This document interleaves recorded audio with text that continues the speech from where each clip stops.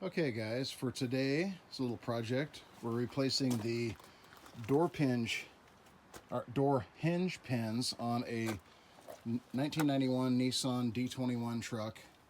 So as you can see, I've got the top one out and it is a real bear, and I almost destroyed the hinge in the process. I bent it down, which I'm going to go ahead and bend that back up here in just a little bit. But after you get the pin out, which this is the pin, very gnarled and ugly. What I ended up using was I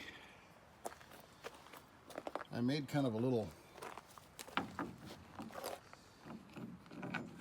punch. As you can see, this thing's, I don't know, it's about a foot long. And then I got on the grinder and I tapered it. And then on the end, I don't know if you can see that or not, but I chamfered the edges a little bit on the grinder to just so it wouldn't have any sharp edges hanging up in there. But anyway, you get on the top of this pin and you basically, it sits in there like this,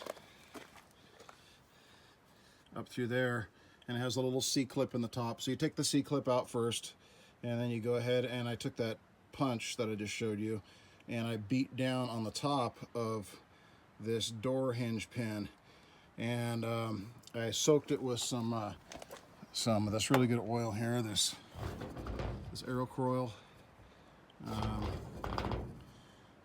This stuff is really good on loosening rusted parts and all that kind of crap.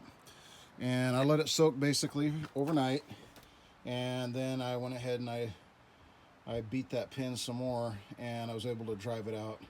So the next part is you have to get out these there's little bushings right here in the top, a little brass bushing that's right there. And so when you buy your new kit, which is this is kind of what it comes in. This is a Dorman hinge pin. And so as you can see, there's these two brass little bushings that the pin rubs on, and that's what basically causes your door sag. Is when these bushings wear out, then you get all kinds of free play in your door. So anyway, we're going to go ahead and attempt to remove that that bushing now. So I'll be right back with you. Okay guys, what I've had to do is use a combination of a couple different tools.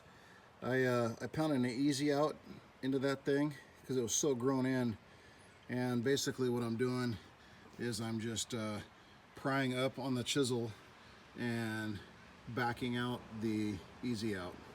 So let's see if we can get this baby out of here. Okay, so that worked pretty good.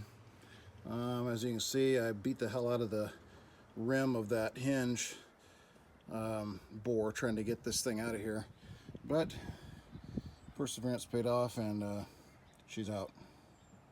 Okay, let's clean this thing up and get ready to put the new one in. Okay guys, so what I've got is I've put the new bushing in, and basically I just I'm using some AMSOIL grease and synthetic grease, and I greased the inside and the outside of the bushing. And again, for reference, this is the bushing right here, the little brass bushings.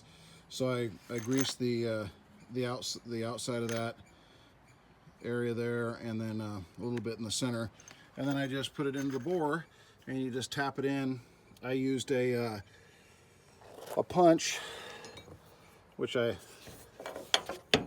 kind of put in there like this, and then I tapped the top part of the top part of the drift and pounded those in. So anyway, and then you just repeat the same process for the underside bushing, which is down here. You can kind of see that shiny brass piece there, copper, I think it's brass. Okay, so now we're ready for reassembly. So what I'm going to do is jack the door up a little bit more and get it into position, and then put the pin in. And I went ahead and, as you can see, I greased up the pin, got an extra pine needle there for good measure. You know, no, actually we take that off. We don't want any crud in our deal here. So Got that well greased, and then I'm going to go ahead and put that pin up. And the way that pin goes from the factory, they had it up through the top like this, and then there's a little groove right there on the top, and that's where your C-clip goes. So we'll be right back after I put the pin in. Okay, so as you can see, I've got the new pin driven in, and it looks like that it won't go all the way in because, you know, you've still got a gap down here. But basically, all it needs to do is come up high enough to where you can get that C-clip on there. So it doesn't need to be flush with the bottom of the hinge because it wasn't that way from the factory. But we'll go ahead and get that clip on there and see how it looks. Okay guys, so wrapping up this project. Got a roll pin in our little limiting arm. And then got the C-clip in the top of the pin. One thing I noticed though is that this hinge, even after being rebuilt, still has just a little bit of play in it. And it's not coming from the bushings in the pin because those are brand new, but it's coming from this little arm right here, it looks like to me. And I think what's happened is that this is just a case of improper preventative maintenance that probably could have solved that had these bushings and pin been replaced sooner. Because I think what's happened is that this top bushing was so worn out, it was like paper thin towards the bottom of it. And after repeatedly closing and opening the door, that pin, because it's a hardened steel, was wallering out the hole in the bore in that in this part of the hinge, in this part here. So when we close it, we're still getting just a little bit of drop, just a little bit. I mean, it's not bad. Before, this door was dropping down to about right here.